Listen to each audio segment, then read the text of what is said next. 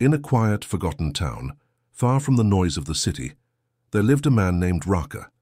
He stayed alone in an old house inherited from his parents, with only a black dog named Jiro for company. No one knew much about Raka, except that he was a harsh, grumpy man who always seemed angry at the world. Jiro was a loyal dog, but his life was anything but happy. Every morning the sound of yelling echoed from within the walls of that house. Jiro often limped around, his fur matted, his eyes full of fear. Raka had a habit. Whenever he got drunk, he would unleash his fury on Jiro. Sometimes he would kick, even hit the poor creature for no reason, like barking too loud or knocking over a plate. One night, the full moon shone unusually bright. A chilling wind blew through the cracks of the house, and Jiro whimpered softly in the corner, sensing something strange in the air. Raka stumbled in, reeking of alcohol, his eyes red with rage.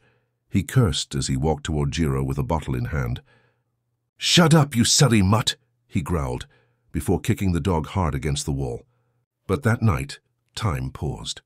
As Jiro lay shaking, his eyes met Raka's, and something changed. From the shadows, a dark silhouette appeared behind Raka. A whisper slithered through the air, chilling and ancient.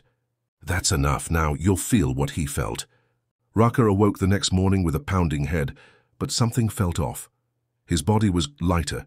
He tried to rise from bed, but he wasn't on a bed. He was on the cold floor. He looked up and froze. He no longer stood on 2 legs, but on 4. He tried to speak, but all that came out was a bark. In the corner of the room stood a man, but not just any man. It was him, his face, his eyes but calmer, colder and smiling.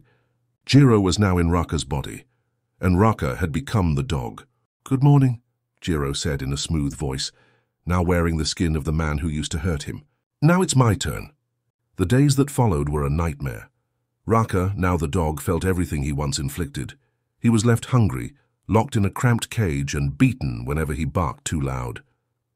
He tried to cry, but only howls came out. He tried to explain, but the world didn't listen. From his cage, he watched as Jiro, in his body, lived a life better than he ever had.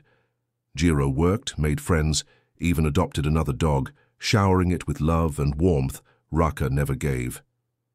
Time dragged on, slow and cruel. Each bruise, each moment of pain, mirrored what he once thought was discipline, until finally he understood. But it was too late, because revenge doesn't always come in the form of death. Sometimes the worst punishment is living the life of the one you broke.